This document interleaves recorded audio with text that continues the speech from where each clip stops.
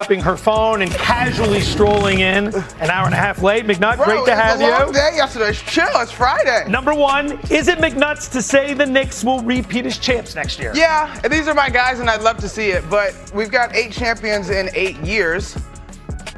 Will they be the first to buck the trend? It just feels like the league is not really designed for dynasties, repeats right now. And that's okay.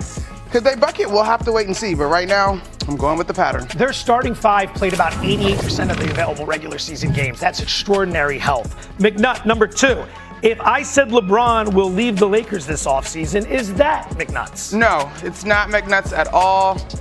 I'm not 100% sure where he's going. I don't know that. But he could do whatever he wants at this point. And it's clear that the Lakers kind of need to begin to move into their future, which in the long term will not include LeBron. It's been a fantastic career, but it's wrapping up. The guy has been the ultimate content machine. I don't know what we're going to do when he's gone. Maybe we go down to 3 days a week. Finally, is it McNutt's to say Giannis will be on a new team next season? Nah, it's not at all. It seems like we are... Untenable is a strong word, but I feel like we're heading there, even though maybe Giannis himself might not want to say it. But at this point, the back and forth and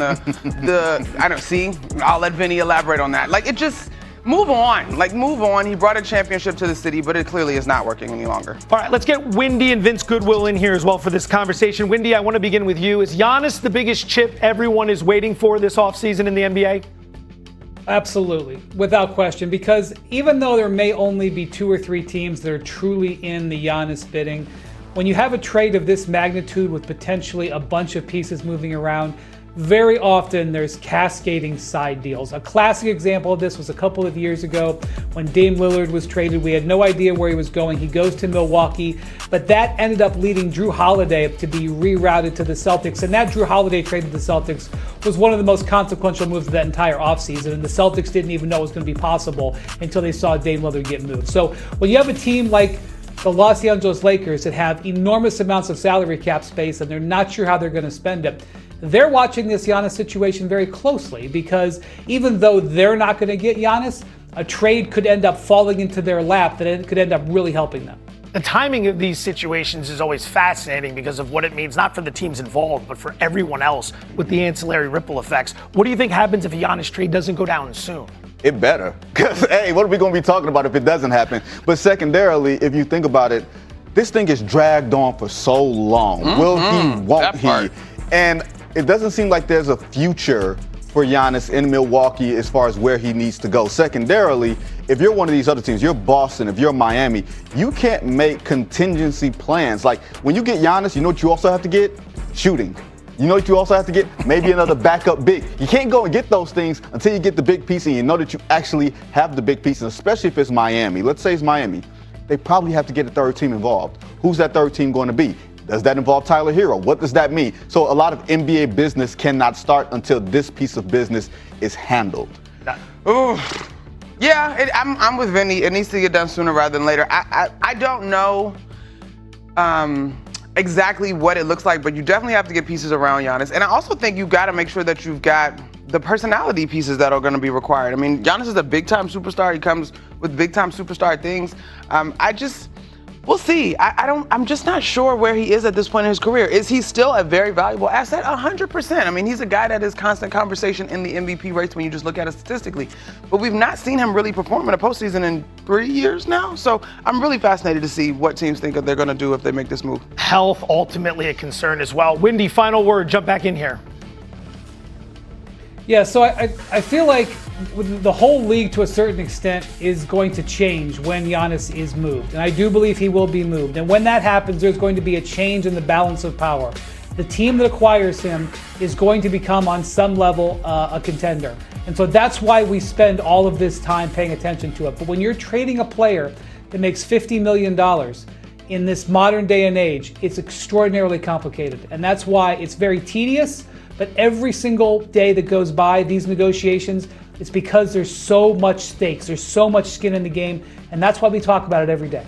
It was so much fun when this started with Giannis saying, I don't want to request a trade. I just, remember all that? Yeah, it was very annoying. Wrap it up. Yeah, come on, let's go. We got other things to get to. We've already wrapped the Cowboys this summer. We got to wrap LeBron. We got to get Giannis. We're trying to get to business. He's reporting to work today with a list of things to do. Number one, they've got the 24th pick in the draft in a couple days, but they've got to figure out a way to keep Mitchell Robinson on this roster, to a lesser extent Landry Shamet. But Jim Dolan came out publicly and said he will not go into the second apron.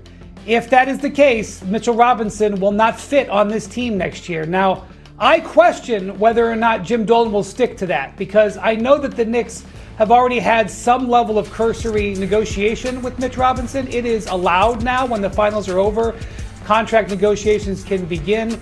I think there's a chance the Knicks are going to go into the second apron to figure out a way to keep Mitchell Robinson. Now, whether or not they're going to stay in the second apron for years on end, that I don't think is advisable. But I would kind of be surprised if, regardless of what Jim Dolan said, they don't find a way to make it happen.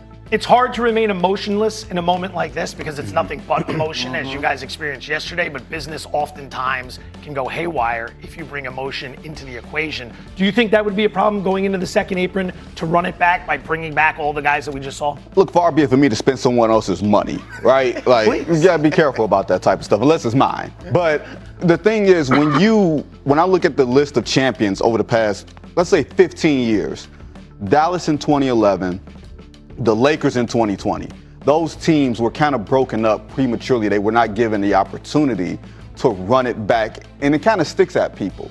Like Mark Cuban wanted to break up the 2011 Mavericks so he could go at the slight chance of getting Dwight Howard, who was at that point the best center in basketball. The 2020 Lakers, they just want to shift out some role players because maybe they didn't believe that the quick turnaround would allow for them to be fresh. It didn't happen for either team. Like, sometimes it's best to stick with what you have. And for the way this Knicks team went through the playoffs, they discovered some things that they did not have in the regular season.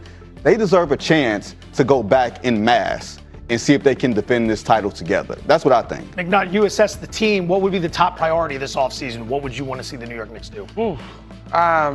That's a tough question. I think Mitchell Robinson is top of the list in my mind. But I also think, too, y'all, and it's funny because after the championship in San Antonio, Mitch is the longest tenured Knick on the roster right now. And so we were talking about that experience and how much he's seen and how much he's grown, and 8 years into this league, and he's seen a lot. I think there's a meeting of the minds in terms of obviously players and front offices aligning. I think that Mitchell Robinson has been a star in his role, but I do wonder if he thinks there's more out there in terms of opportunity, and so maybe it's not just about money. I mean, we'll see if he can get to a full season where he's not on a game restriction. Like, what does that potentially look like? But I do think that he's one of the top priorities for sure. Speaking of money, it was Jalen Brunson who left money on the table so the Knicks could help build this team around him, but Karl Anthony Towns could be the next superstar on the team, facing a big contract question himself. Wendy, Cat, do you see him taking less money to help the Knicks when it comes to his extension talks? In all honesty, that's the biggest question of the Knicks offseason. So Karl Towns is under contract for next season. He'll be back. He'll be the starting center. He'll be there on ring night. But the question is, can Karl Towns stick with this team long term? The way he was used in this postseason, it's hard to not see him as with this team for the majority of the rest of his career. But he is in position to get a contract extension that's going to approach $70 million a year on average. And he has earned it. He has shown that he is an elite center in this league, a championship player. But the Knicks are not going to be able to afford that type of player. They'll re-sign him, but I don't know if they'd be able to keep the team together. So Jalen Brunson took less. Now, I don't expect anybody in the history of the NBA to do what Jalen Brunson did, but Mikal Bridges took a little less than he could have last year. If Karl Towns is willing to take a little bit of a haircut